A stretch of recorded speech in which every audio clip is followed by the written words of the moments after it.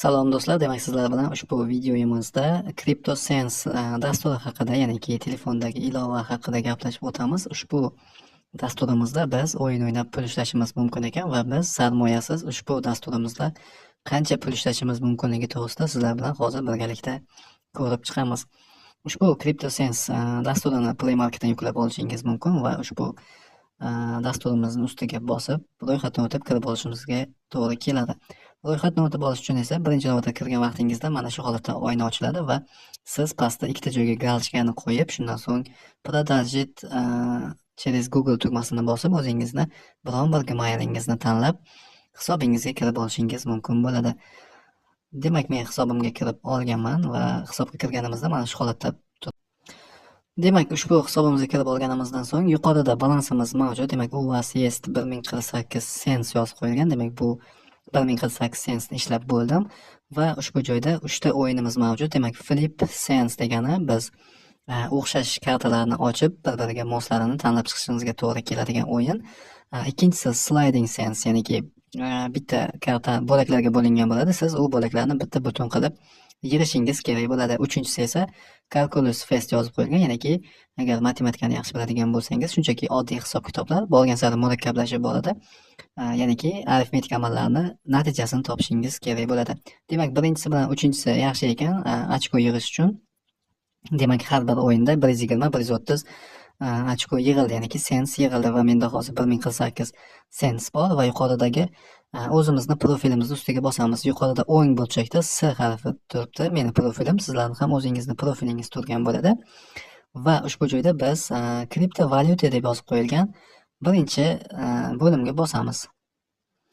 Ushbu joyda bizga kriptovalyutalar bor. Demak, Bitcoin deganni ustiga bosib, biz boshqa bir valyutani tanlaymiz. Misol uchun, Tron'ni tanlashimiz mumkin. Demak, Tron TRX'ni tanlaymiz. Narxi 0.28 yevroda ko'rinmoqda. Va biz buni TRX'ga o'tkazishimiz uchun bizda kamida 1000 sent bo'lishi kerak edi. Shuning uchun men 1000 sent ishladim va hozir buni Tron valyutasiga aylantirib ko'ramiz. Demak, обменять sens na TRX degan pastdagi qizil tugmani ustiga bosamiz. Demak, Faucet Pay hamda Tron Cashlog hamda wallet yozib qo'yilibdi.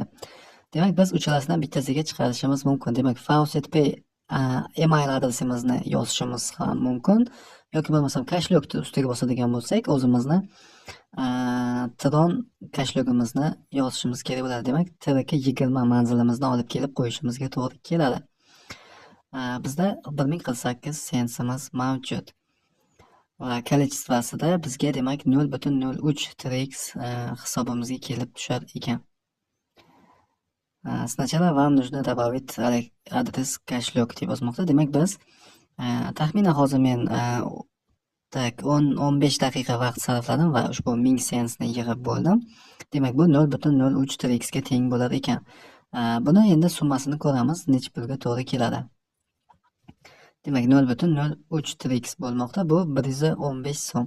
Demak, taxminan 10 daqiqada 100 so'm ishlagan deb tasavvur qiladigan bo'lsak, biz demak, 1-2 soat o'ynasak qancha pul ishlashimiz mumkin? 10 daqiqada 100 so'm deydigan bo'lsak, 1 soatda 600 so'm bo'ladi va 2 soatda 1200 so'm ishlagan bo'lar ekanmiz. Demak, ushbu dasturimizda biz taxminan kuniga 10 soat o'ynagan taqdirimizda ham 6000 so'm ishlagan bo'lar ekanmiz. Ushbu o'yinni o'ynab pul ishlash arziydimi yoki arzimaydimi? Buni o'zingiz hal qilib olishingiz mumkin bo'ladi. Demak, biz ushbu CryptoSense ilovasi haqida aniqroq ma'lumotga ega bo'ldik. Ya'niki bir kunda biz o'ynaydigan bo'lsak, ushbu o'yinda biz qancha pul ishlay olishimiz mumkinligi to'g'risida ma'lumotga ega bo'lib oldik. O'ylashimcha, unchalik ham vaqtimizni ketkazishimizga arzimaydi, chunki ushbu o'yinlarni o'ynagan vaqtimizda orasida reklamalar ham mavjud. Reklamalar ko'rishga to'g'ri keladi va juda ham kam pul ishlab olar ekanmiz. Lekin pulni 100% to'lab beradi. Shunga qaramasdan, lekin juda ham kam pul ishlanar ekan. Shu bilan videomiz o'z nihoyasiga yetdi. Video tushunarli va aniq bo'ldi degan umiddaman. Albatta videoga bitta like hamda kanalga a'zo bo'lib qo'yishni unutmang.